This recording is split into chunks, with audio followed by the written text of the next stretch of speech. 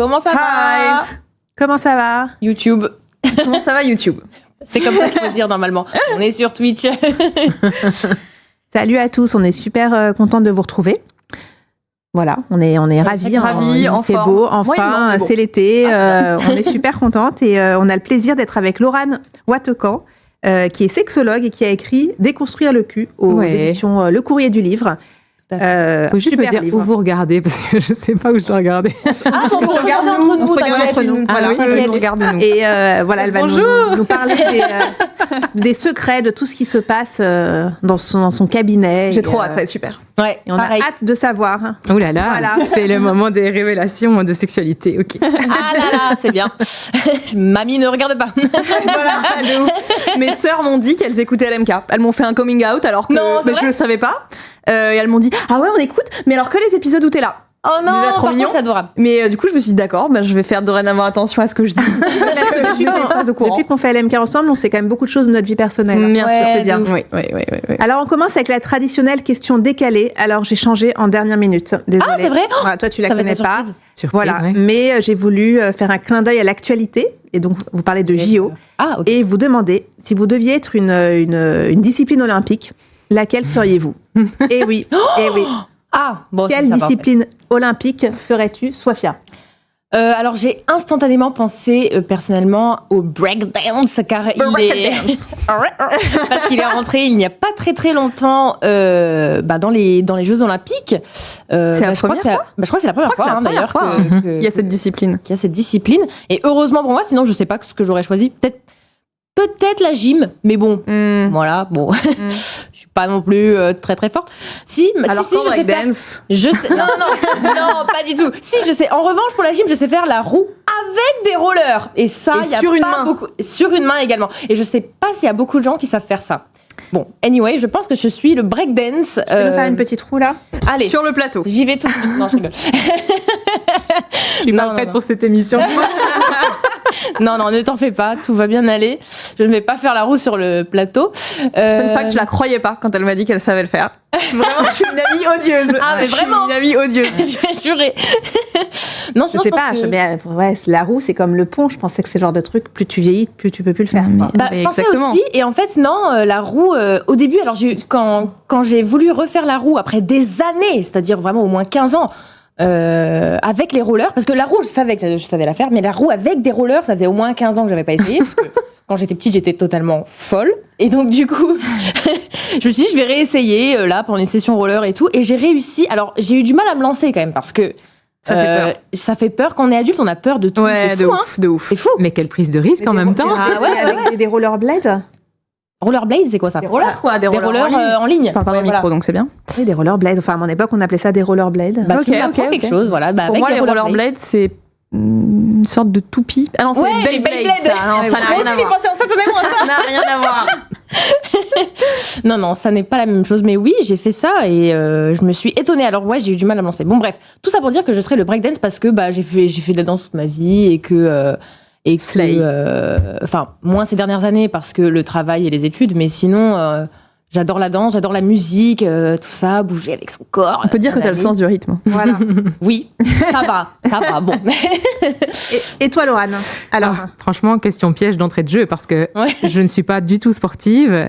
Quand j'étais on vous dit pas secondaire ici, c'est le CP, c'est ça? Ce n'est pas les termes, parce que je suis belge, il faut quand même... Je vais parler aussi d'une discipline que tu n'es pas forcément, mais moi je vais parler d'une discipline par exemple qui me fascine. Que t'aimes. Ah oui, parce que moi j'étais le canard boiteux, tu vois, quand j'étais en cours de gym, c'était mon petit surnom. Oh non. T'étais la dernière choisie dans les équipes, toi aussi? Pas tout à fait, mais on me choisissait pas pour mon talent de sportive, quoi. D'accord. Mais je dirais peut-être la gymnastique parce que je suis fort souple. J'ai une hyperlaxicité des jambes, donc je sais retourner mes genoux, ce qui est assez impressionnant. Wow. Et je me dis, dans certaines circonstances, ça pourrait m'aider à avoir des points lors d'une compétition de... Probablement. On va faire un strict. Probablement faire au roller. Tu fais une roue, puis j'enchaîne. Moi, je fais du jonglage parce que j'ai passé le jonglage au bac.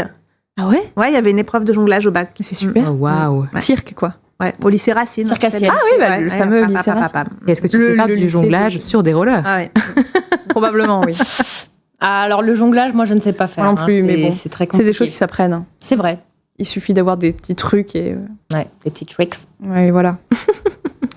Ok, donc tu serais la gym. Oui, et toi? Ok. Alors j'ai réfléchi depuis tout à l'heure et j'ai toujours pas trouvé de réponse, donc c'est hilarant. Je pense que tu serais la natation. Non. Attends, mais c'est hilarant que tu dis ça. Parce que je vais encore parler de l'Italie, désolée. Donc les JO, c'est toujours l'été. Ouais. L'été, j'étais où? Chez mes grands-parents en Italie. Et donc on regardait vite fait les épreuves pendant que... Attends un petit peu, t'es un peu décalé là. Ouais, si pardon, je tiens pas en place. Pardon. On regardait les épreuves avec ma grand-mère et l'épreuve qui nous... Enfin, je sais pas, la plus visuelle qui, moi, me plaisait le plus en tant qu'enfant, parce que clairement, les seules fois où j'ai regardé les épreuves de JO, j'étais enfant, c'est les épreuves de plongeon. Ah oui, oui.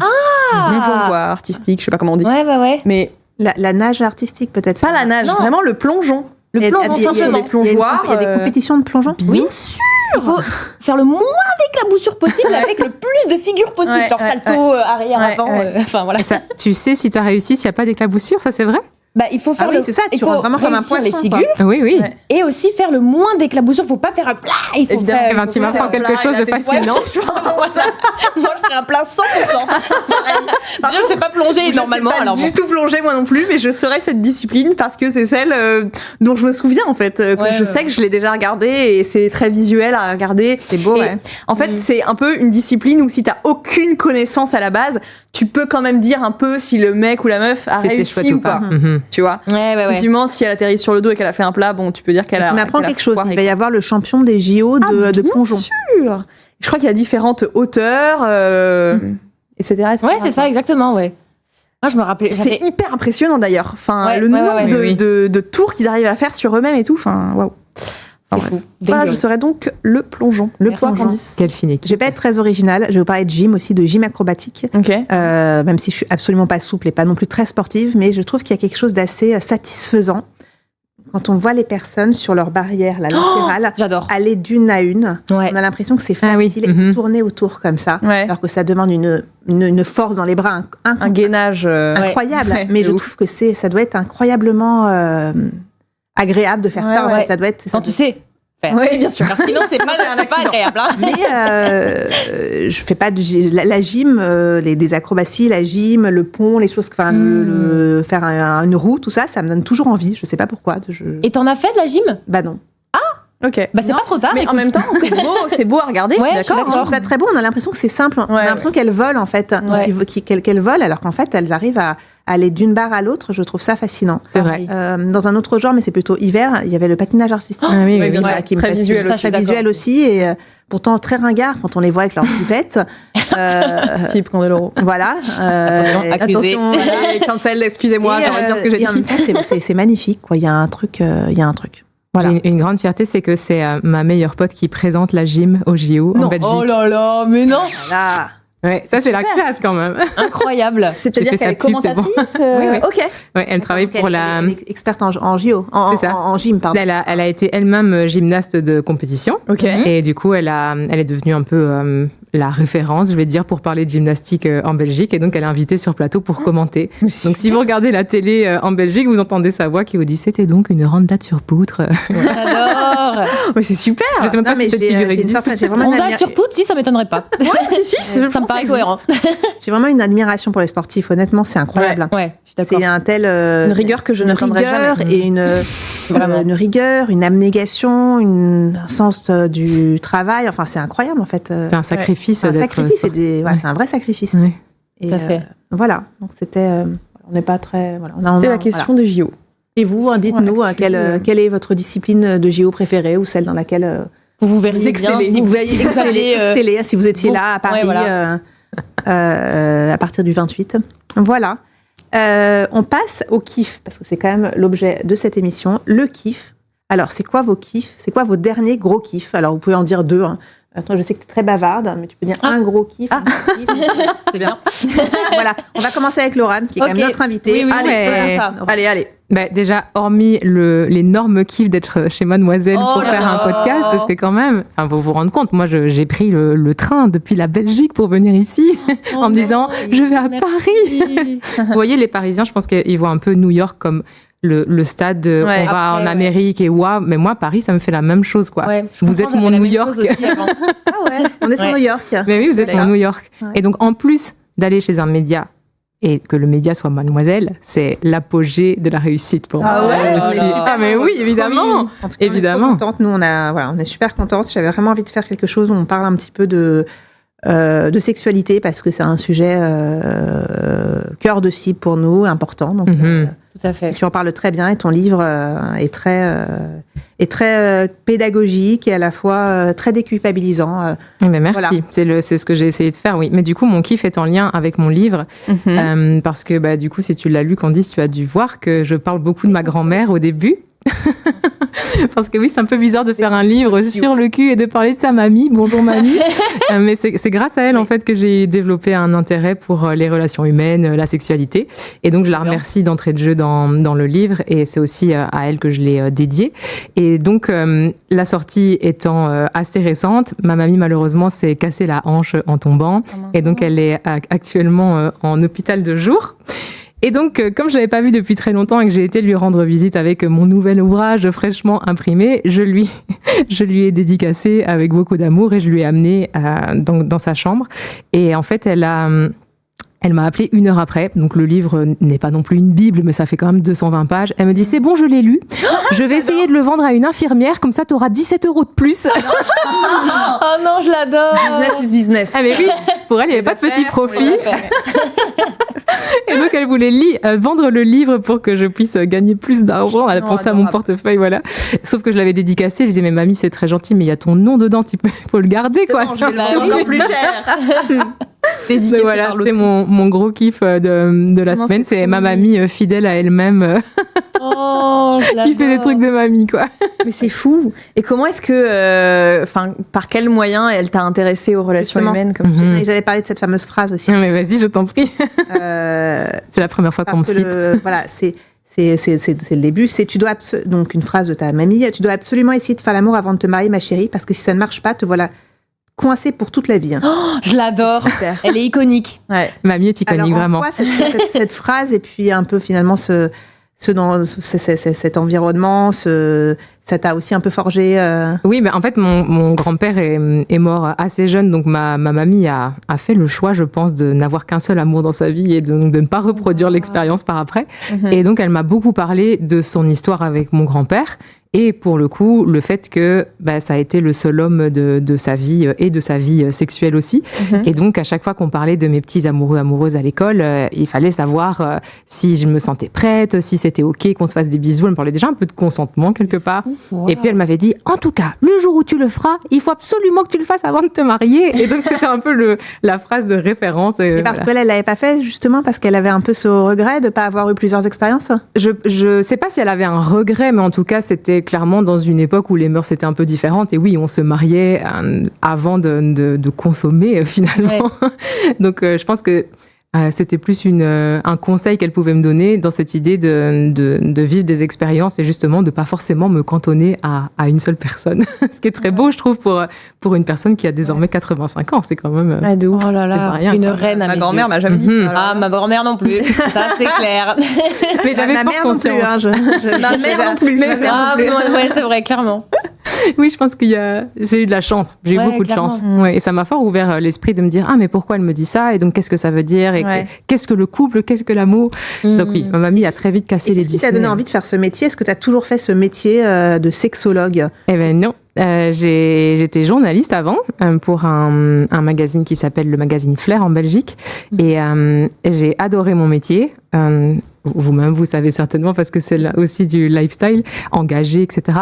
Mais j'ai manqué beaucoup de sens, je pense, pendant le Covid, d'écrire des articles qui faisaient du bien, certes, qui éduquaient peut-être aussi, mais pas dans l'action, quoi. Et donc voilà, c'est comme ça que je me suis dit, je vais reprendre des études à l'université. J'ai fait de la sexologie pour en faire mon métier. Okay. Et c'est un beau dimanche à 1h du matin où on m'a dit, mais regarde ta bibliothèque, si tu ne sais pas quoi faire, c'est une évidence. Il n'y avait effectivement que des livres de sexualité. Okay. Ouais. Et c'est vrai que je pense que c'est une vocation, que je le dis avec beaucoup de prétention, mais c'est un chemin qui me va bien et qui m'épanouit beaucoup et qui donne beaucoup de sens à mon quotidien. Voilà. Incroyable. Wow.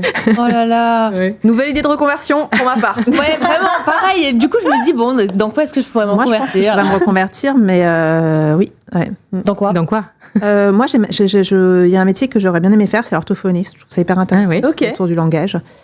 Et en plus, il y a une vraie pénurie d'orthophonistes. Je trouve ça hyper intéressant, en fait. Mais c'est la première chose que je me suis dit en te rencontrant, c'est que tu avais une très bonne diction. Ah bon? Je te jure. C'est marrant. Oui, je me suis dit, waouh, quelle articulation. J'ai l'impression de ne pas trouver mes mots. Mais quand tu les as trouvés et que tu les dis, c'est très bien dit. Tu vois, t'as une bonne diction. Ah, merci. Ah bah, tu vois, Merci. comme quoi. Mais voilà, donc mais après voilà, s'il faut avoir l'énergie, le courage de recommencer Oui. quand on fait du journalisme depuis 15 ans dans le digital. Oui, c'est vrai que c'est dur de quitter ces métiers-là, je trouve, parce que c'est quand même très enrichissant, très varié. On fait jamais deux fois la même chose. Quoi. On se lève le matin sans savoir de quoi la journée sera faite. C'est ça. On pouvait pas savoir que l'abbé Pierre, enfin bon. Bref, voilà. Bref. Et ça t'a mis combien de temps de te reconvertir du coup? Est-ce que t'as dû quand même reprendre des études ou une formation? Ça m'intrigue. C'est un peu particulier dans mon cas parce qu'en fait j'ai beaucoup écrit d'articles de psychologie et de sexologie, donc je me suis beaucoup renseignée sur le sujet et donc j'ai été acceptée sur VAE, ça s'appelle Valorisation des acquis et expériences. On a ça encore, hein. On a ça, validation des acquis. Oui, et donc j'ai pu faire le cursus de sexologie sans avoir fait psycho avant parce que c'est quand même une base en Belgique. Une sorte de passerelle. C'est ça. Et je sais qu'en France, c'est encore plus compliqué, hein, la sexo. Je ne sais pas si vous savez, mais il faut être médecin ou faire un DIU, c'est ça qu'on dit? Je suis désolée, j'ai pas les termes. Pour moi, un DIU, c'est un dispositif. Mais oui, est-ce qu'il faut faire un stérilet pour être sexologue? Non, c'est un DUT, je pense que tu veux dire. Un DUT, oui, je pense. Un DIU. Enfin, voilà. Des initiales. Un truc, quoi. Voilà, un diplôme universitaire. Je me suis posé la question, je me dis, je connais ce mot DIU. Mais oui, en le disant, t'es vraiment en train de parler de stérilet, donc c'est pas ça, quoi. C'est la déformation professionnelle. Mais donc, du coup, oui, j'ai fait ça. Et puis, j'ai fait des formations plus privées pour acquérir plus de savoir et apprendre. Et ça ne s'arrête pas. C'est jamais fini. Ouais, c'est clair. Ok. Mais j'ai trop envie de savoir vos reconversions potentielles. Toi, Ariane, tu te reconvertiras en quoi? Prof, évidemment. Ah bah oui, non mais toi. Mais c'est la première de la classe. Hein. C'est soon, toi. Ouais. Enfin, c'est... Prof de quoi? Prof général? Prof de français. Ah oui. Prof de français, dissertation, alors les enfants. Dictée. Voilà. Mais moi, même, j'adore les dictées. Hein. J'adore les dictées. Même encore maintenant. Plus que parfait, passé conditionnel. C'est super, j'adore. Projet Voltaire. Ah bah oui, bien sûr. Moi, c'était littéralement mon kiff un jour. La grammaire, oui, voilà. C'est super. Ouais. Moi, ouais, clairement prof. Alors moi, mon kiff, après de longues réflexions, je dirais que c'est la JOMO. Je le dis en regardant Sophia parce que c'est elle qui m'a appris ce terme. Ouais. Vous voyez ce que c'est la FOMO ou pas? Oui. C'est donc la fear of missing out, c'est-à-dire que tu vas, comment dire, faire le plus de choses possible parce que tu as peur de louper un événement. Et tu vas jamais déconnecter. Tu vas jamais déconnecter parce que tu as cette peur la peur de manquer. Voilà. Et donc c'est un kiff pour toi. Attends. Et c'est ça ton kiff? Non. Au début ces derniers temps là, je sais pas, il y a des trucs qui mon rythme au quotidien s'est accéléré. Et donc j'avais beaucoup de choses à faire en fait et beaucoup de choses qui m'étaient proposées. Et je me suis dit en fait si je loupe ça, je vais peut-être louper des opportunités, je vais louper de voir tel ou tel spectacle, je vais louper de voir tel ou tel ami alors que j'étais déjà épuisée. Et j'arrivais pas à me dire en fait je vais juste rentrer chez moi pendant que les autres vont s'amuser et je sais pas, regarder une série, aller me coucher à 21h30. Bref. Il y a je dirais une petite semaine et demie là, j'ai décidé que c'en était trop et que j'étais vraiment trop crevée et en fait ça empiétait sur, je sais pas, mon humeur, la façon dont je me sentais. Très mauvaise humeur. J'ai été odieuse pendant une semaine. Pas du tout. Arrive, ronchon. Elle buvait pas assez d'eau, c'est bon. En plus, je pense que je buvais pas assez d'eau. Enfin, c'était bien boire de l'eau là. On dit ça parce que Laura a une gourde de 2 litres et qu'elle en boit 2 par jour. Ma magnifique gourde. Oui, t'étais pas là quand on l'a dit. 2 gourdes. C'est ma jerrycan d'eau et je l'ai prise avec moi. Moi qui pensais que je buvais déjà énormément d'eau, mais alors 4 litres. Mais ça fait débat. Depuis que je suis arrivée, c'est un vrai débat, ma gourde. C'est super. Bon, dis-nous alors. Mais t'as raison. Et donc en fait, depuis une semaine et demie, je me suis dit. Alors, et en plus, non seulement je faisais plein de trucs tout le temps et j'avais pas une seconde à moi, mon appartement s'est transformé en déchetterie. Et en plus, le temps que j'avais libre, Sofia n'est pas d'accord, le temps libre que j'avais... Non mais vraiment, toi tu l'as vu ranger, mais vraiment. Bah oui, parce que je suis allée dormir chez Ariane hier, et son appart était parfaitement rangé. Oui, mais justement, ça fait partie de mon kiff. Voilà. Attends. Vas-y, pardon. Et en fait, tout le temps libre que j'avais, comme j'étais épuisée, j'avais pas d'autre énergie que de regarder TikTok. Et donc mon kiff, c'est d'avoir pris une grande inspiration et de me dire, ok, là on va mettre des choses en place et on va arrêter de faire tout ce qu'on nous propose parce que c'est intenable. Donc, heureusement que j'ai pas d'enfant. Sinon là vraiment je pense que je serais morte. Donc, j'ai décidé de refuser ce qu'on me proposait et de dire, en fait, ce soir, je vais rentrer à 18h30 chez moi et je vais faire brivante de camp, nettoyer par terre et ranger mes vêtements et faire manger ma Batavia. Manger ma Batavia énorme que j'ai achetée. De la Biocop. Pas de la Biocop cette fois-ci. Du marché. Ah, du G20. Wow. Oui, bah parfois j'ai pas le temps. Écoutez. Ok. C'est comme ça. Et bah oui, parce que quand je rentre tard, il y a que le G20 qui est ouvert, donc j'ai pas le choix.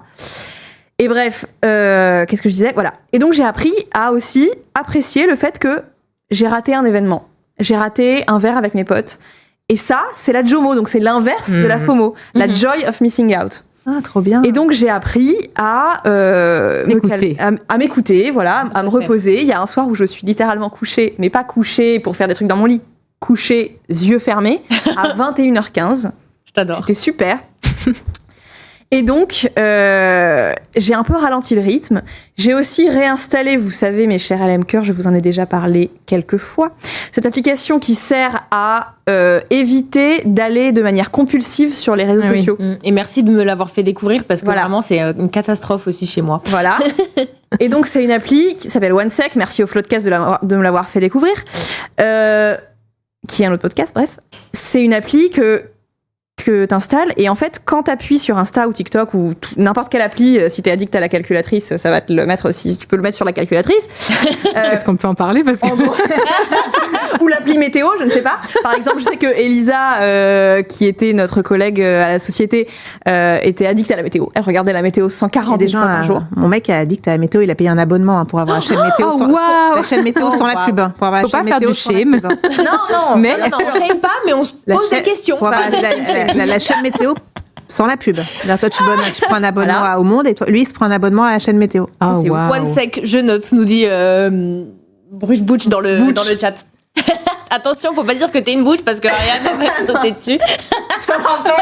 Je rigole, pardon. Et donc, en gros, cette appli qui s'appelle OneSec permet de, quand t'ouvres l'appli, ça va en gros te mettre un écran qui va te dire prends une inspiration, respire profondément. Est-ce que t'as vraiment envie d'aller sur l'appli ou est-ce que t'as juste à appuyer par réflexe parce que t'as littéralement une seconde d'attente dans ta vie et que tu peux pas attendre devant le métro. Moi, quand je prends l'ascenseur, c'est très grave. C'est-à-dire que si l'ascenseur n'est pas là, je vais appuyer sur le bouton et j'allais ouvrir TikTok pour regarder, je sais pas, genre 10 vidéos. Mais vraiment, c'était très grave. C'est très grave. Et en vrai, si ça a pas d'impact négatif dans votre vie et que ça va comme ça, franchement, pas de problème. J'en parlais avec Inès, la responsable vidéo de Mademoiselle. Elle, c'est son cas. Et franchement, elle s'en fiche, quoi. Enfin, c'est comme ça dans sa vie, ça lui pose pas de problème, etc. Mais en fait, moi, je me sens dépendante. Ça a vraiment un impact négatif sur ma santé mentale. C'est-à-dire que quand je suis chez moi et que je fais pas autre chose qu'être sur TikTok ou Insta, je sais pas, je me sens pas bien dans mon cerveau. Mon cerveau me dit, alors là, faut prendre l'air, quoi. Faut aller jouer dehors un petit coup, quoi. Ouais, faut aller jouer dehors. C'est la dopamine qui fait ça. Parce que quand tu regardes des vidéos, t'as ton système de récompense qui s'active à chaque fois. Et donc, ça rend vraiment accro. Donc, c'est dépendant, quoi. C'est une addiction. Tu vas aux toilettes avec ton téléphone. Non, c'est trop grave. Ah bah bien sûr. Moi-même, ici, je le prends des fois, je vais sur Insta et du coup, j'ai l'appli OneSec qui s'ouvre et je me dis, mais je suis trop bête. Je vais juste faire pipi, là. C'est 30 secondes, quoi. Et bref, et en vrai, je pensais pas, mais ça m'a vraiment aidé à réduire le nombre de fois où j'ouvre le truc par semaine, par jour. C'est toutes les 24 heures, qui calculent. Ouais. Et du coup, peut-être que je passe, en fait, je vais passer peut-être du temps sur un écran à regarder un film ou une série, mais je trouve que c'est différent parce que je suis plus concentrée sur l'intrigue, je suis plus concentrée sur, je sais pas... Je scrolle pas, quoi. Voilà, je scrolle pas, je m'attache au personnage. Et une série, éventuellement, ça dépend ce que je regarde, mais je peux faire autre chose à côté. Donc voilà, je vais ranger chez moi, plier mon linge, faire une machine. Et du coup, tout, à la fois mon espace mental et mon espace physique, c'est-à-dire mon appartement, je sais pas, je respire mieux, j'ai tout rangé, je me sens mieux chez moi, et je fais d'autres choses. Et donc t'arrives à même rien faire. J'arrive à rien faire. Ou faire rien, c'est pas pareil. Voilà. J'ai recommencé à lire un peu des bandes dessinées. Ouais, c'est bien. Lire. Voilà. Et il y avait vraiment eu un moment là où début juillet, enfin limite tu t'es dégoûtée quoi. Ah, c'était horrible. Vraiment, je me sentais vraiment pas bien quoi. J'avais l'impression de, je sais pas si vous avez vu ce film. Je sais, je te l'ai déjà dit, Sophia, mais c'est pas grave, tu vas voir la rebelote. Je sais pas si vous avez vu ce film qui s'appelle Un jour sans fin. Oui. Et ben, j'avais vraiment l'impression que ma vie c'était ça. Je me voyais tous les jours ouvrir mes volets, fermer la porte de chez moi, rentrer chez moi, prendre le métro, fermer mes volets, fermer la clé chez moi. Et vraiment, c'était horrible. Mais parce que je me perdais dans ces rabbit holes, genre, de scroll intense. Et parallèlement, tu te mettais une pression de dingue pour faire des trucs avec les gens. Exactement. Donc, du coup, j'avais l'impression que j'avais pas une seconde, alors que bon, bah. Non, mais que t'étais plus toi-même actrice de ta vie, en fait. Tout à fait. Exactement. Donc, voilà, mon kiff, c'est sacré kiff, cultiver ma Jomo et un peu OneSec aussi, l'appli. Parce que en vrai, ça m'a bien aidé. Ouais, ça m'a bien installé. Moi aussi, d'office.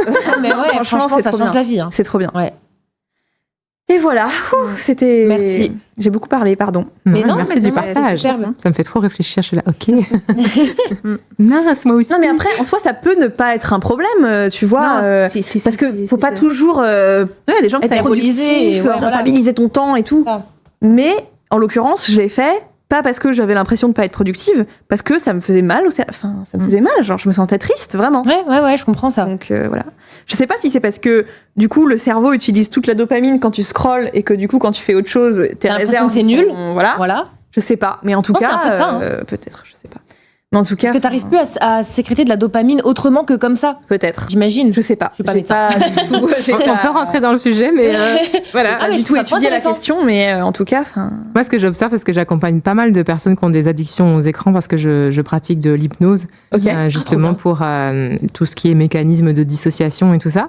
Et ce que je vois, c'est que c'est vraiment un mécanisme de défense de scroller qu'on utilise pour pas ressentir de l'anxiété.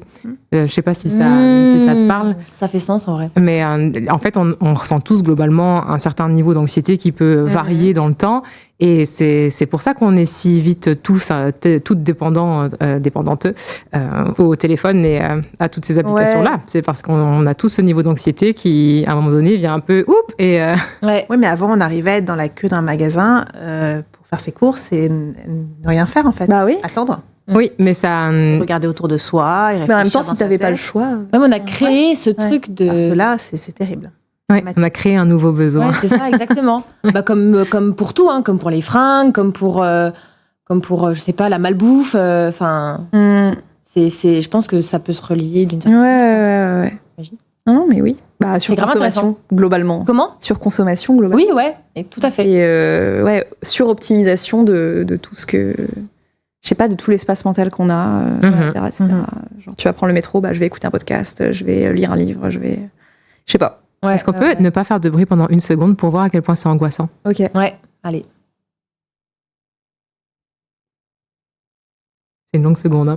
Ouais, c'est une longue seconde. Oui. Après, je suis pas mal à l'aise avec le silence, moi. Ouais. Je le pensais beaucoup avant d'habiter seule, parce que j'ai vécu dans une famille où on était 5, et il y a toujours du bruit, toujours. Mes sœurs, enfin voilà, on est 3 filles. Et avant d'habiter seule, je me suis dit, ça va être horrible, ce truc de je vais être seule chez moi, et il y aura personne qui vivra en parallèle, même si j'avais ma chambre, donc j'avais mon espace, tu vois, mais t'entends quand même les gens vivre quoi autour de toi, c'est différent. Et en fait, pas du tout. Mais non, vraiment, je me sens très bien dans mon silence. Enfin, ouais, moi aussi. Mais c'est un truc que tu dois apprendre, j'ai l'impression. Enfin, moi, j'ai dû apprendre pour certaines personnes, à gérer mon silence avec joie, justement. Ouais. Avant, ça me stressait. J'avais tout le temps de la musique ou une série. Même pour bosser, si j'ai une série à côté, juste pour le bruit, ça m'appelle, quoi. Ah ouais, ça, je peux pas pour le coup. Je n'arrive pas à me concentrer sur d'autres choses comme ça. Travailler avec de la musique. Moi non plus. Ah ouais, si, moi, obligée. Et même. C'est mon kiff. Ah oui, c'est vrai. Ça fait une super transition. Bah écoutez, je vais vous dire mon kiff, mais non, c'est bien, j'ai un peu honte, donc voilà. Mais pourquoi ? Non, en vrai non, pas du tout. C'est juste que en fait mon kiff, c'est les compiles de musique de jeux vidéo sur YouTube. Ah ouais. En fait, il y a des compiles de 1 à 3, 4 heures de musique de jeux vidéo, genre style Zelda. Alors, des jeux, plutôt des jeux chill, quoi, des cozy games, comme on dit. Donc, ça peut être Zelda, Mario, tous les Mario Galaxy, machin. Pas Mario Bros, Mario Kart, vraiment Mario Galaxy un peu contemplatif, comme ça. Ou même sur la Nintendo 64, là, à l'ancienne. Bon, bref. Bon, j'ai pas la rêve, j'ai pas eu de console.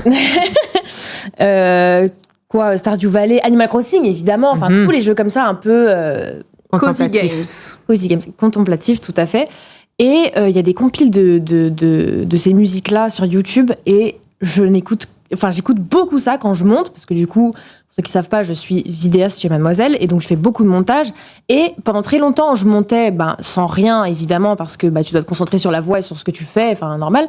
Mais moi, j'aime bien faire ça, surtout pendant le dérushage, parce que en fait, c'est là où on écrème un maximum de la vidéo qu'on a faite.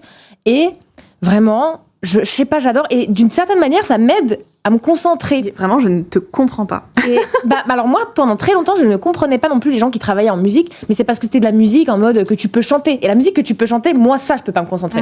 Parce que y a des paroles. là, il y a des paroles et moi, qui ai envie de chanter à peu près H24, vraiment, ça me déconcentrait. Alors que ça, c'est pas des trucs qui se chantent. Mais c'est quoi comme type de musique?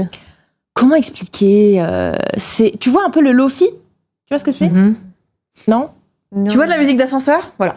C'est un peu, on peut dire, de la musique d'ascenseur, De mais la musique d'ambiance, quoi. Musique d'ambiance. Et tu vois, des trucs. c'est des fois un peu jazzy, Ouais, un peu voilà. pas contemplatif. Comment on pourrait dire ça d'une musique? C'est flottant un peu. Ouais. Voilà, ambiant, quoi. Enfin, Ouais. Voilà. Et Ça t'aide à... ça m'aide à quand même rester un peu focus. Et d'une certaine manière, comme c'est des musiques de jeux vidéo auxquelles j'ai pas mal joué quand j'étais plus jeune, il y a un truc un peu de nostalgie aussi.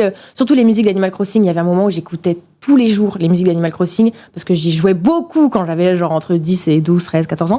Et même pendant le confinement et tout. Et vraiment, du coup, ça me rappelle beaucoup ces moments-là de quand j'étais plus jeune et que la vie était simple. Je rigole. Et du coup, j'adore. C'est vraiment à la fois nostalgique et à la fois un peu réconfortant. On verra un lien. Ah bah ouais, avec plaisir. Pour que je puisse écouter, ça m'intéresse. Avec grand plaisir, Je ouais. vais vous mettre un lien dans le chat, comme ça vous pourrez écouter ce qu'écoute Sofia pendant qu'elle monte ses Ça se vidéos. trouve, ça va pas du tout être ça, donc voilà. Mais tu m'as déjà montré, en fait. comment? J'ai déjà montré? Mais oui, tu m'as déjà montré. Ah, En fait, c'est juste un truc à écouter, il n'y a pas de... Ah oui. Non, il y a pas d'image. C'est un truc, c'est une image un peu fixe, une petite animation à la limite. Oui. Mais bon. C'est fait pour être écouté un peu en boucle comme ça. Et Exactement. donc, tu peux bosser maintenant qu'avec ça ou tu peux Non. bosser... Non. Je peux bosser sans musique, évidemment, mais en ce moment, j'écoute beaucoup ça. Surtout une compile Zelda que j'apprécie particulièrement. C'est hilarant. Alors que j'ai pas spécialement beaucoup joué à Zelda quand j'étais petite, mais je sais pas, les musiques, je les trouve incroyables. Et même les musiques de jeux vidéo, enfin, c'est un truc duquel on parle pas assez, je trouve, même au-delà du fait d'écouter ça et tout. C'est toujours des musiques qui sont trop bien composées, qui nous plongent vraiment dans un univers. Ok. Et je trouve ça. Je dis juste que Ariane m'a juste parlé de musique d'ascenseur, donc je suis un peu dans un... Tu es confuse. Ouais, je suis un peu confuse là, mais j'ai hâte de faire ma propre expérience.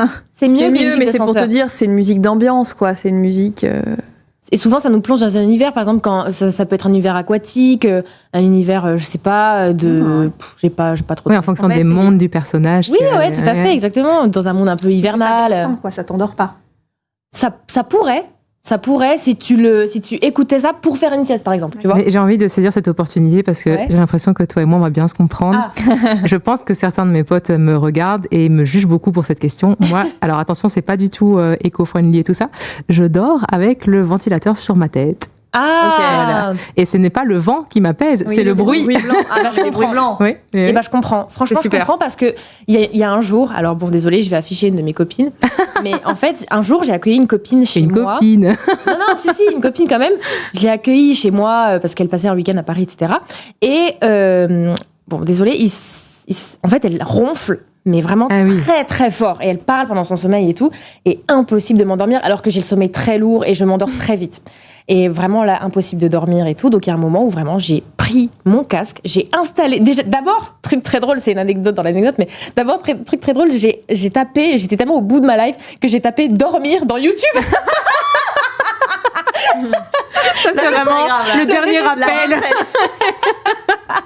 Et donc après, je me suis dit, non, je vais faire autre chose. Je vais installer une application où il y a justement des bruits blancs, des bruits un peu de crépitement de feu, de cheminée. Les orages. Voilà, exactement. Et ben des fois, dans ces compiles de musique de jeux vidéo, il y a une pluie en fond. Et ça, j'adore. Donc je comprends que tu dors avec le ventilateur. J'avais besoin d'avoir une acolyte.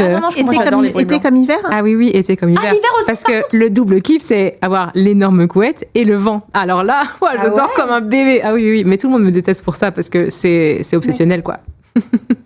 C'est l'heure du biril. C'est l'heure du biril, donc désolé, on va le faire avec Ariane.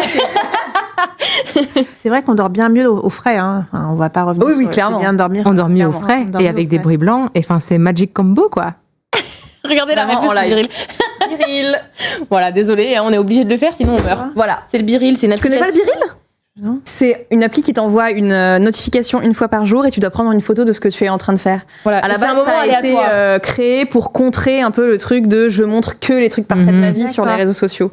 Voilà. C'est raté, tu m'as montré moi du coup. Voilà, effectivement. Et là, il y a Biril. Biril vient de t'envoyer une notif, c'est ça ? Voilà, qui dit prends la photo maintenant. On l'a fait ce que vous êtes en train de faire. Et t'as un compte à rebours. Oui, tu peux le faire pendant 2 minutes, ouais. Et après, tu retrouves toutes tes photos, tous tes moments, quoi. Exactement, ouais. Tu peux retourner dans ton calendrier, voir tout ce que t'as fait. Je vais partir de chez Mademoiselle avec 10 nouvelles apps. À leur contact, j'en apprends tous les jours. Du haut de mes 41 ans, je suis... C'est-à-dire, c'est tous les jours, j'apprends des choses très intéressantes sur Ton téléphone est saturé. La jeunesse. La jeunesse. Je vais partir d'ici, je vais être dans le FOMO, quoi. Ça va me manquer, quoi. Je vais me dire... tu reviendras nous voir. Oui, avec plaisir. Mais je comprends ce truc de bruit blanc parce que quand j'étais à la fac et que j'allais à la bibliothèque, le moindre bruit me déconcentrait. Un bruit de stylo qui touche la table, un bruit de page qui se tourne, ça m'énerve. Toi, t'étais la dame du CDI. Exact. Qui aime bien les dicter en même temps. Donc... Ouais, voilà. Ça a un sens, tout ça. Je mettais mon casque et je mettais des bruits de machine à laver. C'est vraiment pour moi le meilleur truc. Faut trop que j'essaye ça. C'est super. Vraiment, c'est super parce que c'est répétitif en fait. Et je sais pas, ça me rappelle aussi l'Italie par rapport à ce que je disais avant, mais tu sais, quand tu vis en famille et que y a tout le temps des machines qui tournent ou le lave-vaisselle ou des trucs comme ça, et du coup je sais pas, ça me fait du bien la machine à laver. Est-ce qu'il y a un bruit que vous détestez plus que tout? Parce que moi par exemple les matchs de foot, je peux pas. C'est un bruit, c'est le bruit et le match. En fait, ça me met hors de moi. C'est-à-dire ça m'agace, ça me monte les nerfs en fait. Et je parle même pas du bruit des personnes qui le regardent. Je parle juste de cette atmosphère de stade là, je hais. Je comprends, moi aussi. Voilà. Non, moi c'est le bambou, genre une dent sur une fourchette en bambou. Mais rien que de le dire, ça me. C'est très un bambou. Mais vous voyez les trucs qu'on vend maintenant, justement éco-responsables. Pas du bambou, c'est quoi? En bois, en bois, ouais. Ça fait un bruit. Rien que d'en parler, je me sens pas bien. Ah oui, c'est terrible. D'accord. La sensation et le léger bruit que ça fait du frottement sur une partie du corps, ça me hérisse les poils. Vraiment, c'est comme des ongles sur un tableau, ça me fait le même effet, quoi. Je vois ce que tu veux dire. Moi, j'ai la même chose, mais avec le métal. Voilà, c'est couvert en métal. Par exemple, Delphine, notre collègue vidéaste, elle mange, elle ne peut pas, à chaque bouchée, elle mange avec les dents qui frottent la cuillère ou la fourchette. Ma sœur a fait ça. Je peux crier pour ça. Arrête de faire ça, c'est insupportable. Mais oui, je comprends, moi aussi. Moi, je déteste globalement tous les petits bruits. Ronflement, je pense que c'est celui qui me tue le plus. Horrible. Je peux pleurer pour un ronflement. Pareil. Mais pareil, si je suis très fatiguée et que j'arrive pas à dormir, je peux pleurer aussi. Oui. C'est horrible. Au point d'aller sur YouTube pour taper de dormir. Voilà. Exactement. Besoin de dormir. Les larmes. Marceline Van Boom Boom nous dit que je suis autiste et le nombre de sensations qui me font mal jusqu'au plus profond de mon être. Alors quand t'as des troubles sensoriels, ça va être encore pire. Moi, juste le ronflement. Mais même l'hypersensibilité de manière générale, petit bruit, ça doit être c'est horrible. Ça doit être terrible. Mais c'est corporel, quoi. T'as vraiment ce truc de... c'est ça, tu ressens un truc au fond de toi, quoi. C'est dans le ventre. Mal aux dents. Ouais, moi aussi, beaucoup. Ouais, très bizarre. Mais je crois qu'en vieillissant, moi, je deviens vraiment misophone. Vous savez qu'il y a il y a genre 1 Français sur 5 qui est misophone. En fait, on se rend pas compte. Mais alors, misophone, c'est que tu supportes pas certains bruits, mais aussi que tu supportes pas le bruit fort. En fait, moi, j'ai du mal avec le bruit fort. La musique, par exemple, je peux l'écouter bas. En fait, ça me dérange pas. C'est pour ça peut-être aussi que le bruit du foot. Mais en même temps, on vit dans une ville qui est tellement bruyante que je pense que notre seuil de tolérance, au bout d'un moment, on est saturé, quoi. Qu'est-ce qu'il y a? T'es très sur le bord. C'est parce que je vous parle comme dans ton lit. Comme dans mon lit. Je dors toujours sur le bord. Il y a de plus en plus de personnes qui sont misophones, en tout cas. Mais attends, moi je pensais que misophone, c'était t'aimes pas entendre les gens qui mangent. Ah, ça fait partie du. C'est qu'on ne supporte pas certains bruits. Ouais. Ah, ok. Parce que moi, j'aime pas. Alors, le bruit des gens qui mangent. Quand il y a un grand silence et que j'entends quelqu'un qui mange. Mais en fait, si tu te concentres dessus, c'est. Bah, par exemple, c'est horrible ce que je vais dire. Quand je mange avec ma grand-mère. Je t'aime, mamie, mais voilà. Vraiment, et que il y a un petit silence et que j'entends le bruit de ses dents qui se cognent. Ah oui. Je pourrais crier aussi. Oh là là. Vraiment. Et tu sais, j'ai envie de dire arrête de faire du bruit quand tu manges, mais en fait, elle fait pas exprès, mais c'est normal. C'est sa façon de manger, elle mange. Ouais, voilà, c'est ça. Est-ce qu'on peut compenser le mal-être corporel que ça me fait ressentir par un kiff comme ça, on rééquilibre un peu. Oui. Très bonne. Encore une fois, très bonne transition. Très bonne transition. Alors, mon premier kiff, il est culturel. Ah oui, je sais, c'est pas très marrant. J'ai pas des trucs FOMO, JOMO.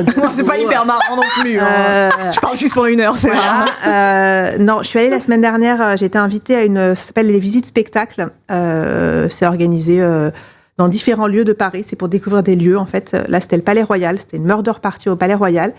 Et en fait, c'est donc des visites. Murder party, c'est une enquête, en fait.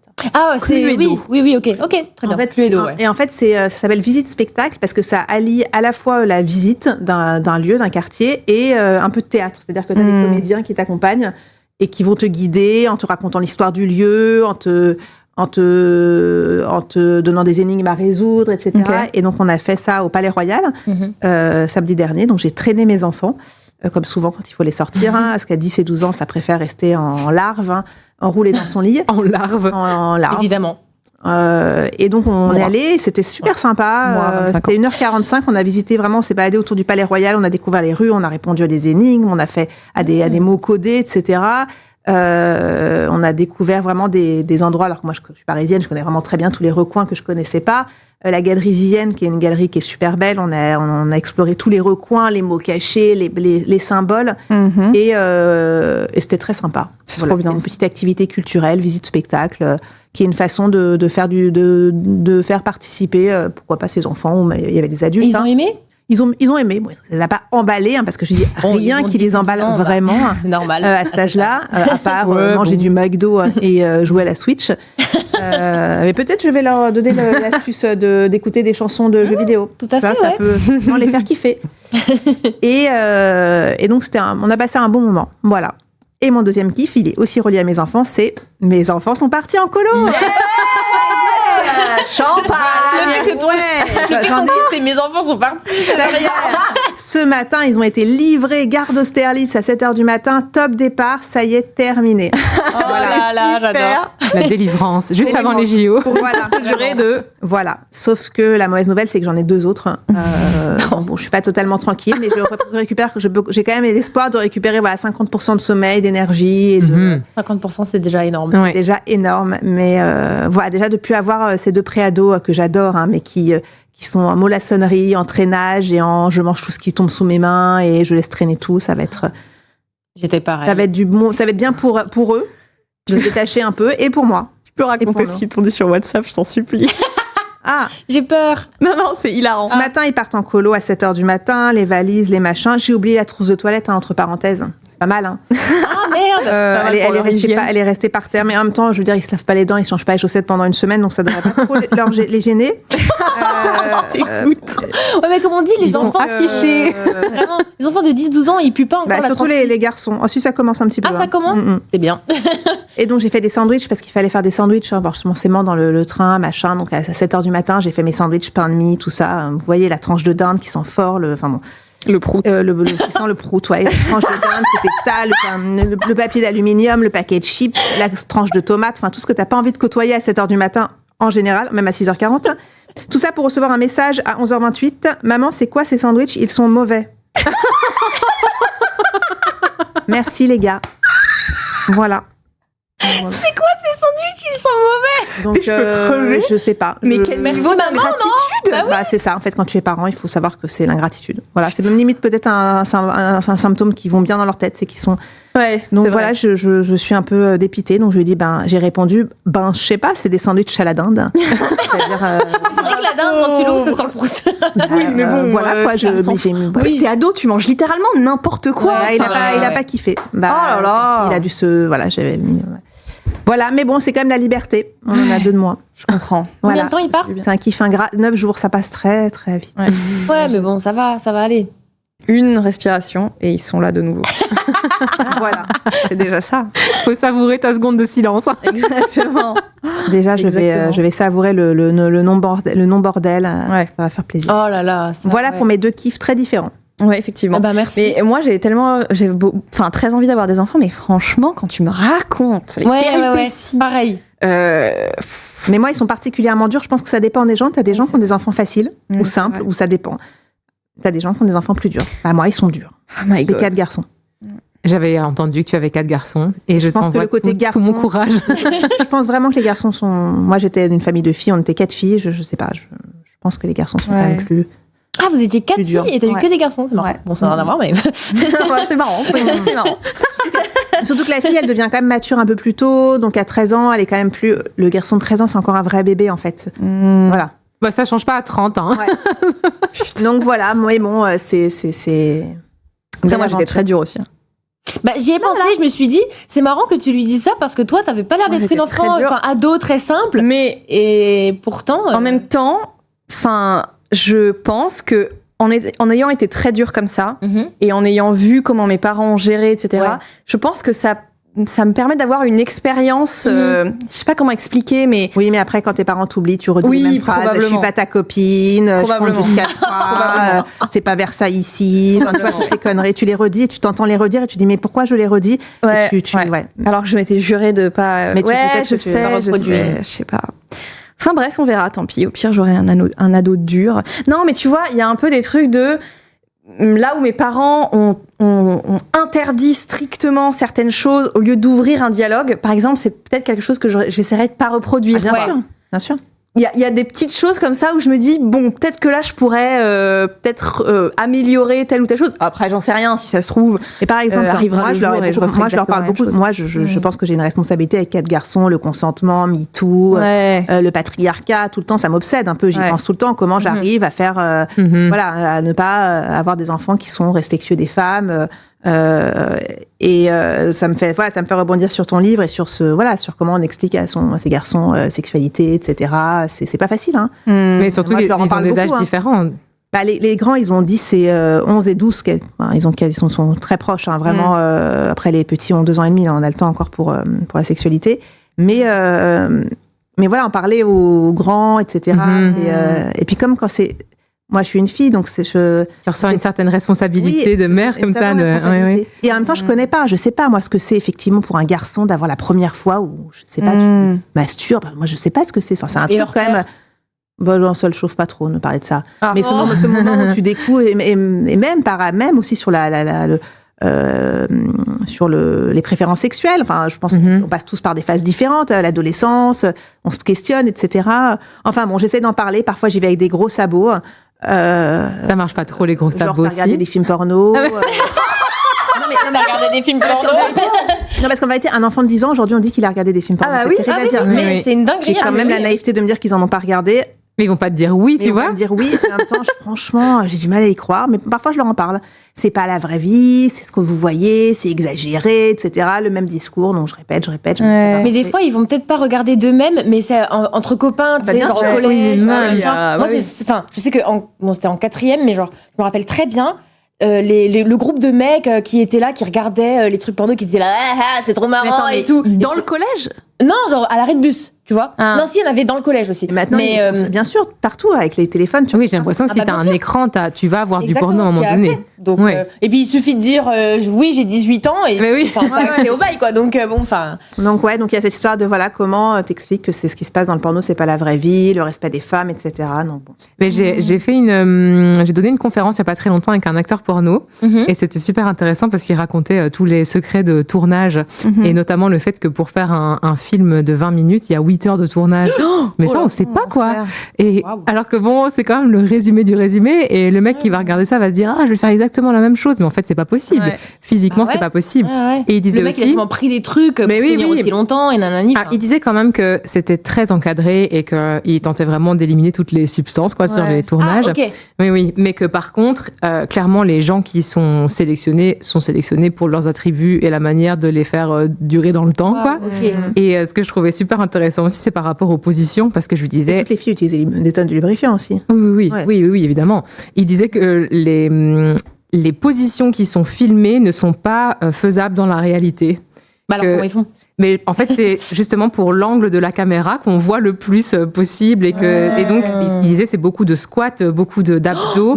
Et donc, il filme et il y a des méthodes de tournage, des ralentis, tout ça qui vont faire que... en fait. Ça dure une minute, peut-être, la position, alors que nous... grâce aux joies du montage, c'était bizarre de faire ça, grâce aux joies du montage, justement, tu peux donner l'impression qu'une scène dure super longtemps dans une position, alors qu'en fait pas, parce que justement, physiquement, c'est compliqué.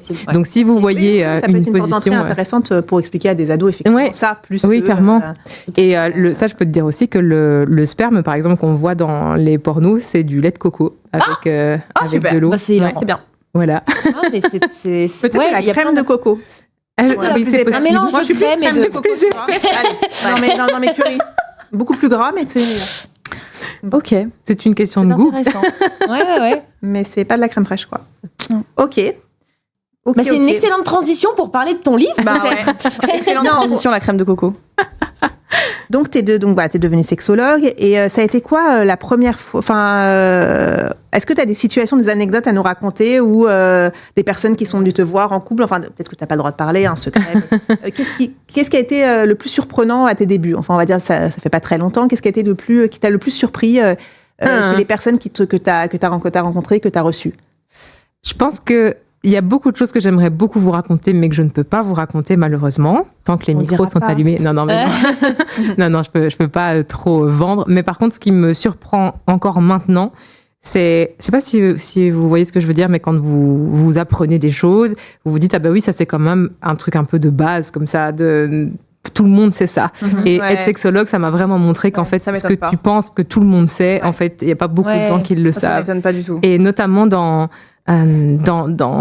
même comment on fait une pénétration, parfois je suis un peu surprise de personnes qui me disent en fait c'était pas le bon trou et ça arrive encore quoi. Je pensais pas que c'était des choses qui... Mais après c'est des gens qui sont dans une démarche du coup de questionnement puisqu'ils viennent te voir. Bien sûr, et ça c'est génial, c'est que du coup on peut discuter, on peut un peu remettre les points sur les i littéralement, mais c'est vrai qu'il y a certains en fait, c'est vraiment ce côté où il y a des gens qui sont gênés de venir en cabinet de consultation et la démarche, du coup, demande beaucoup de force, beaucoup de courage et je tiens à saluer ce courage.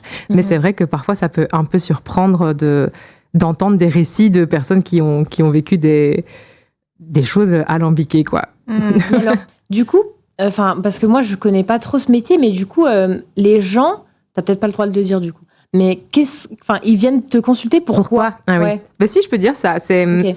Donc, en fait, quand tu es sexologue, déjà, il n'y a pas de contact physique pendant les rendez-vous. Donc, c'est comme quand tu vas voir un ou une psy. Donc, c'est que du verbal. Ça, c'est important de le dire. Je pense que ça déstresse déjà un peu. Bien sûr, surtout, ça met en garde quelqu'un qui veut avoir un contact physique. Tout à fait. Et on sait que ça a été le cas. Il y a des gens qui font des dérives comme ça. Bien sûr. Il y a d'ailleurs un procès, je pense, actuellement en France sur ce sujet. Mais donc, oui, c'est important de dire qu'il n'y aura pas d'examen physique des parties sexuelles. Et donc, voilà, retenez bien ça. Un ou une sexologue va juste vous parler. Et l'idée de la sexologie, je pense, est d'accompagner les personnes, pas forcément à solutionner des problèmes, parce que tout n'est pas un problème. On peut accompagner des personnes dans leur intimité, un peu avec cet aspect coaching, quoi. Donc des personnes qui se disent j'ai envie de pimenter quelque chose, j'ai envie de me sentir mieux dans telle ou telle sphère de ma sexualité, qu'est-ce que je peux faire? Et puis il y a toutes les problématiques qu'on appelle les dysfonctions sexuelles. C'est pas un terme avec lequel je suis hyper en paix, parce que ça... Dire que c'est dysfonctionnel, ça veue dire que c'est problématique, alors que des fois, c'est pas le cas. Et donc, il y a les différences de libido, la perte de désir, les douleurs, l'anorgasmie, les pannes érectiles, l'éjaculation dite prématurée, tout ça. Et donc, globalement, si vous m'avez suivi, c'est beaucoup de la performance. C'est beaucoup comment je peux être meilleure, comment je peux... Enfin bref. Et donc, c'est ça qui est intéressant aussi dans ce recueil de récits, c'est transformer la souffrance de vouloir être plus performante en accueil de ses désirs et non-désirs. Et donc, que la personne se sente hyper alignée avec qui elle est et sa propre vision de la sexualité, quoi. Parce qu'en fait, tout le monde a la sienne, je pense. C'est très unique. Ouais, tout à fait. Et est-ce que c'est plutôt en majorité des couples et des personnes hétérosexuelles ou Alors, pas dans mon cas spécialement, parce qu'en Belgique, il y a un espace qui a ouvert de santé inclusive, qui est le premier dédié justement à l'accueil des personnes de la communauté LGBTQIA+. Et j'ai l'honneur de travailler dans ce centre, et donc mon public, pour le coup, est très diversifié. Donc, moi, pas spécialement que des personnes hétéros. Mais voilà, ça m'appartient peut-être... D'accord. Il y a des problématiques qui sont différentes ? Oui, évidemment. J'essaie de ne pas faire des clichés en parlant, mais j'ai quand même l'impression que la communauté LGBT est beaucoup plus déconstruite et beaucoup plus ouverte aux questions de consentement, de violence, parce que en tant que personne issue d'une minorité, d'office que tu fais face aux violences, que tu conscientises beaucoup plus tôt.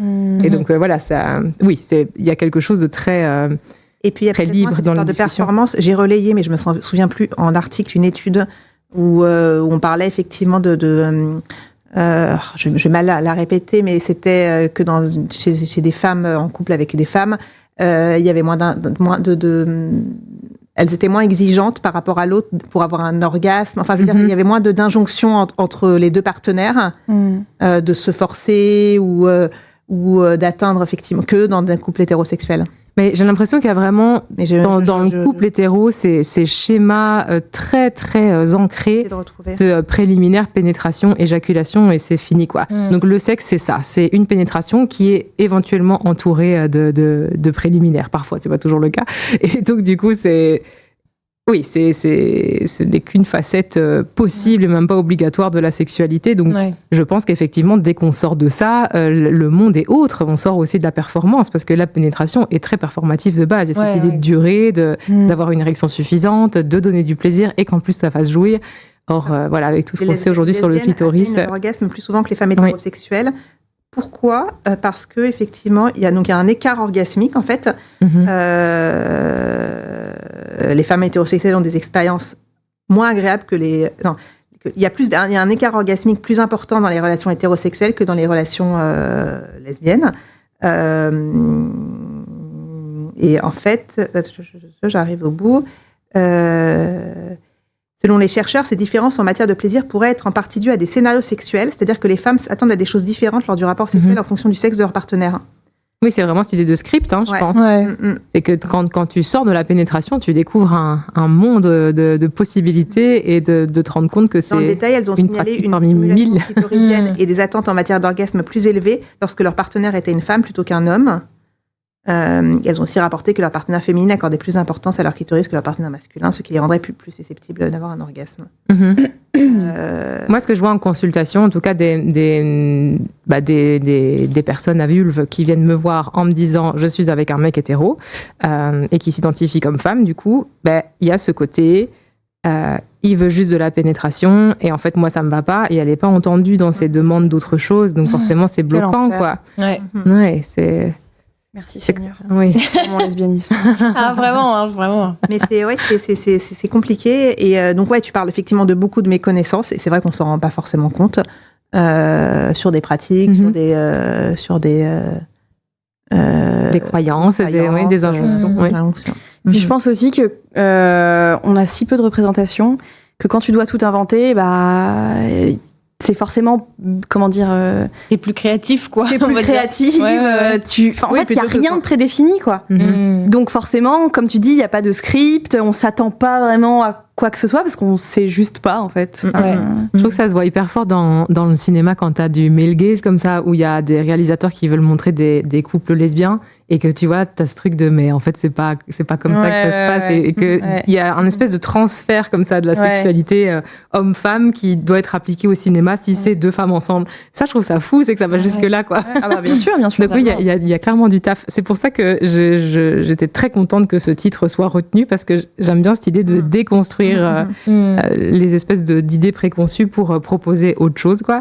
Alors, j'ai pas rien inventé, j'ai juste partagé des choses que j'ai pu acquérir grâce grâce à d'autres personnes qui ont pensé la sexualité. Mais oui, c'est Et au important, niveau de l'âge, je pense, c'est des personnes de tout âge? Alors majeure, parce que ça fait partie de mon code de conduite et de mon éthique d'accepter que des personnes majeures. Oui, moi je dis patient, patiente, mais mon patient le plus âgé a 68 ans. Et j'ai déjà eu des personnes, de 19, 20 ans.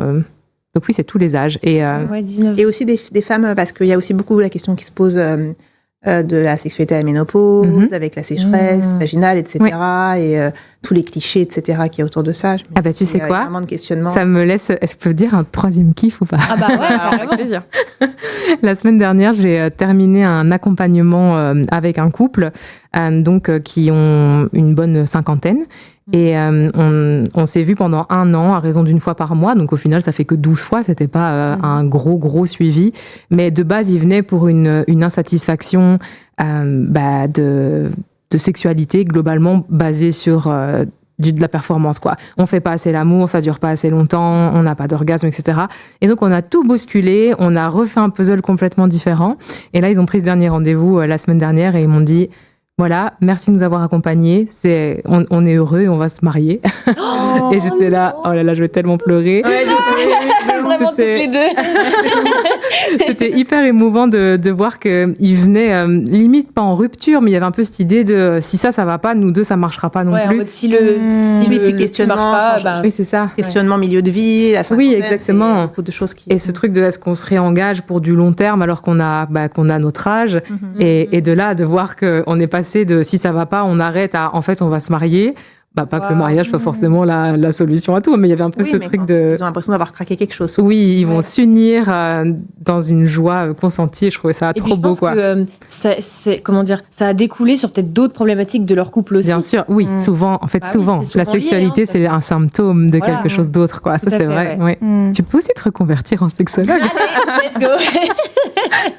Bon, voilà, ce sera ma prochaine formation. Le CPF, merci. Mais c'est vraiment fascinant de pouvoir recevoir l'intimité des gens et d'en prendre soin. Et c'est pour ça que j'ai pas envie de divulguer des choses qui n'appartiennent pas ici. Normal. Mais c'est un beau métier. Franchement, je peux pas le dire autrement. Ça donne beaucoup de sens à notre expérience de la vie. Ouais. Oh, je comprends Mais tellement. est-ce que, je me demande si, pour les couples cis-hétéros, est-ce que c'est une sorte de charge qui revient plutôt aux meufs de faire ce genre de démarche. Démarche, ouais. Mais étant féministe et assez engagée dans ces questions-là, c'est le genre de choses que je dis d'entrée de jeu en consultation. Ouais. Genre, et pourquoi monsieur n'est pas venu? Et pourquoi c'est vous? Est-ce que vous payez moitié-moitié la consultation? Je suis assez cash pour ce genre de choses. T'as trop raison, en fait. Ouais, vraiment. Mais je remarque quand même, je dois être honnête, qu'il y a pas mal de gars qui viennent en disant « je veux pas lui faire porter cette charge-là mais à nouveau, dans cet espace de santé inclusive. Donc des personnes qui sont plus éduquées à toutes les questions féministes, je pense, et de charge éducationnelle, de charge mentale et tout ça. Donc voilà, il y a... Oui, c'est dit. Ouais. Ok. Mais oui, ça reste quand même... globalement un truc où c'est les femmes qui vont venir. Ça, c'est quand même la consultation typique de femmes qui viennent en me disant « je viens parce que j'ai plus de désir ». Et quand tu creuses le pourquoi il y a plus de désir, la réponse, c'est parce que mon mec a envie plus souvent que moi. Et donc, c'est pas... Elle vient pour faire plaisir à son partenaire. Et ça, je dis toujours, éthiquement, c'est pas possible pour moi de vous accompagner en ce sens, quoi. On peut pas vous accompagner pour que vous puissiez satisfaire votre partenaire, quoi. Ça, c'est horrible. Clair. Donc, horrible. C'est pas toujours facile, mais oui. C'est une réalité. Oui, c'est une des raisons majeures de consultation d'ailleurs.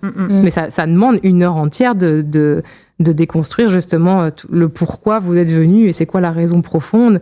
Et donc là, on peut commencer à travailler des choses plus profondes, mais il faut passer par là, quoi. Donc je veux pas décourager les personnes qui se disent merde, en fait, je voulais venir pour ça justement, parce que c'est un sujet très commun, mais c'est toujours important de se demander pourquoi on fait les choses. Et en l'occurrence, par pression, c'est jamais une bonne idée. Ouais. Mais du coup, par rapport à ça, est-ce qu'il y a beaucoup d'hommes qui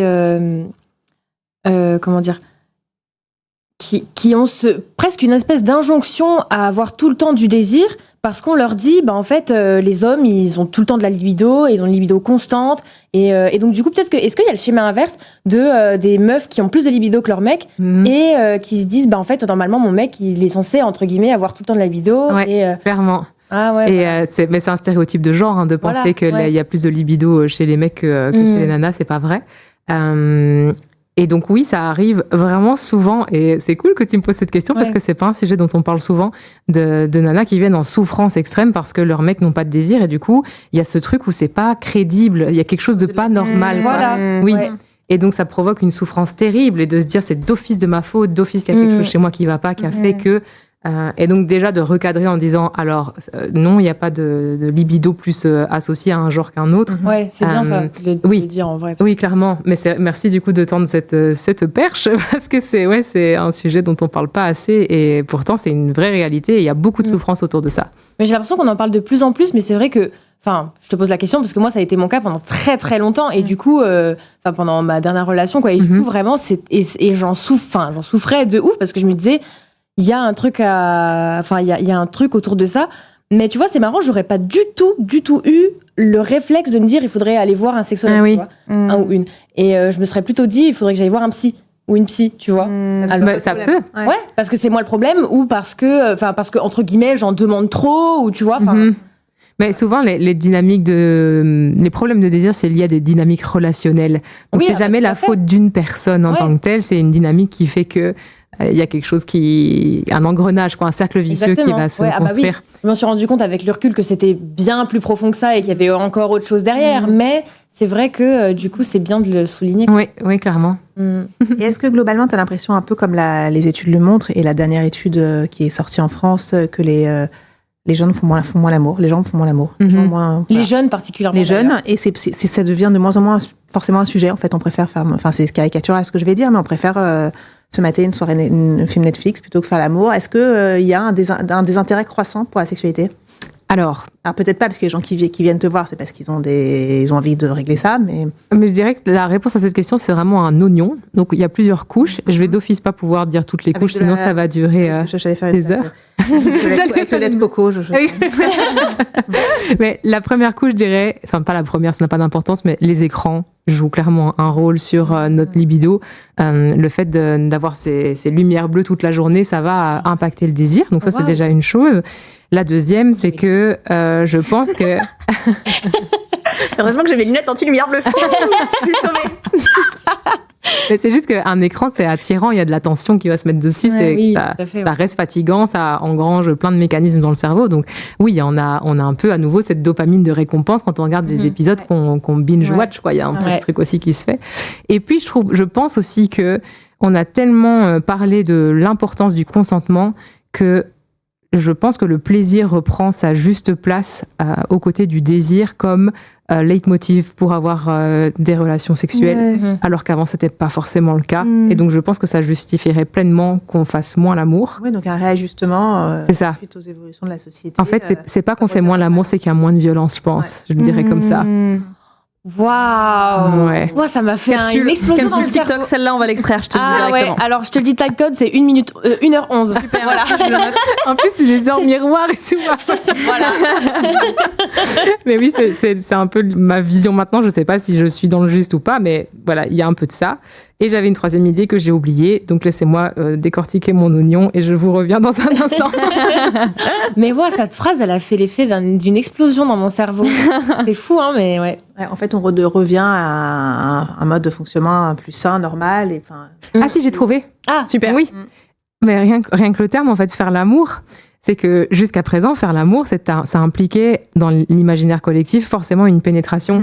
Mais comme on a un peu revu les codes de langage et qu'on parle de plus en plus de toutes les formes diverses et variées de sexualité, j'ai l'impression que ça va aussi changer nos façons de faire l'amour. Et donc, quand vous remplissez des enquêtes ou des questionnaires, si la personne se dit est-ce que ça implique une pénétration ou pas, j'ai l'impression que les réponses vont être différentes. Tu vois, il y a un peu cette idée de... Mais j'ai l'impression que c'est surtout les mecs qui pensent comme ça. C'est encore peut-être un cliché, mais c'est un peu vrai.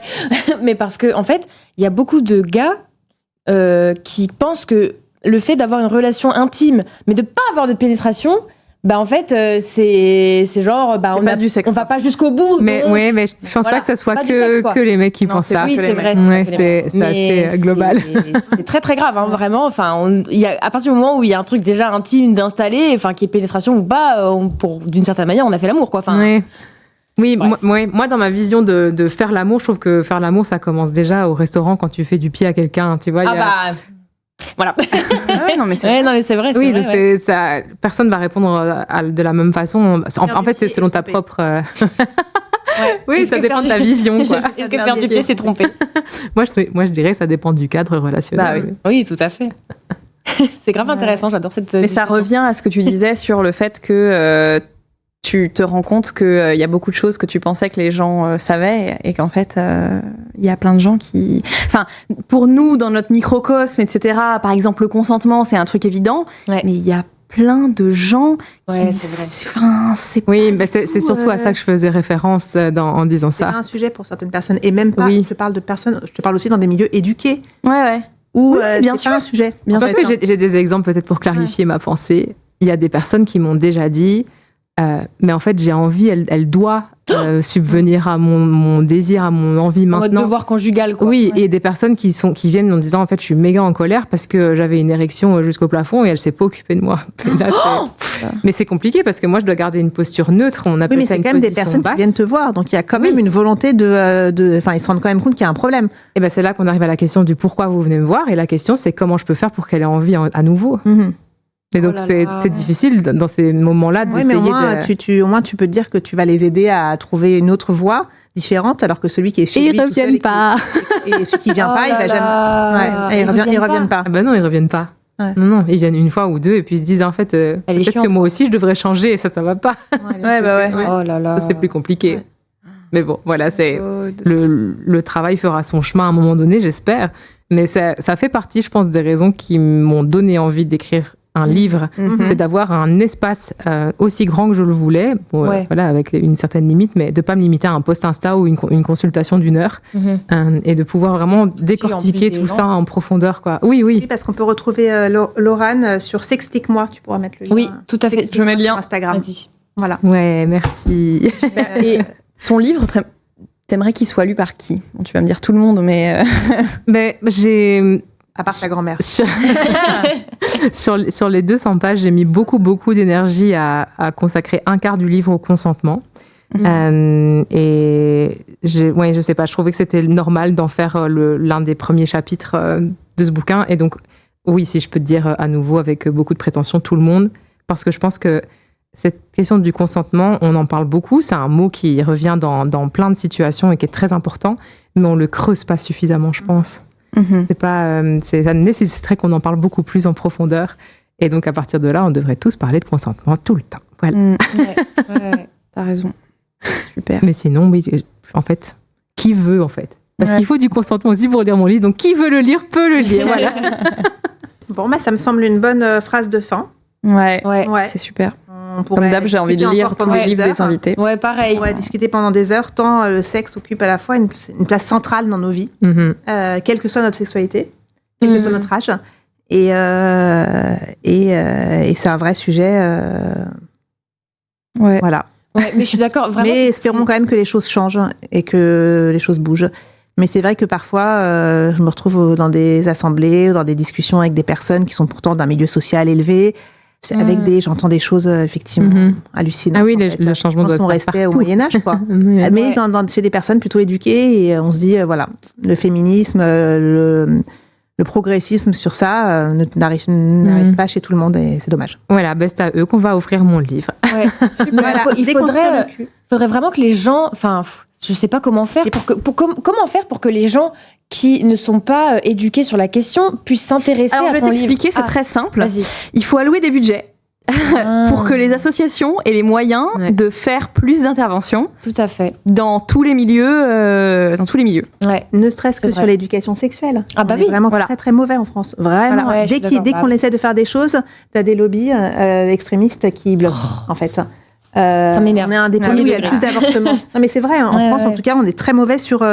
je vous donne un exemple. Je parlais avec ma nounou il y a 2 jours et on parlait des élections, etc. Et puis, je sais plus ce qu'on disait sur Gabriel Attal. Et ma mère lui dit quelque chose et elle lui dit... quand même, il veut faire parler de sexe à l'école. Quand même, c'est quand même un problème. Oh là là. Il est gay. Voilà, il parle. Bon, mais c'est une autre culture. Oui. Mais elle lui a dit voilà, il veut parler de sexe à nos enfants et voilà. Donc je trouve qu'il a rien fait lui. Oui, bon, on a les mêmes débats en Belgique avec l'EVRAS, l'éducation à la vie relationnelle, affective et sexuelle. Et oui, il y a eu des manifestations, il y a eu des portes d'école cassées. Voilà. Parce qu'il y a un gros rejet. Et tant qu'on n'arrivera pas là, dès la plus, enfin voilà, j'enfonce des portes ouvertes, mais dès la petite enfance à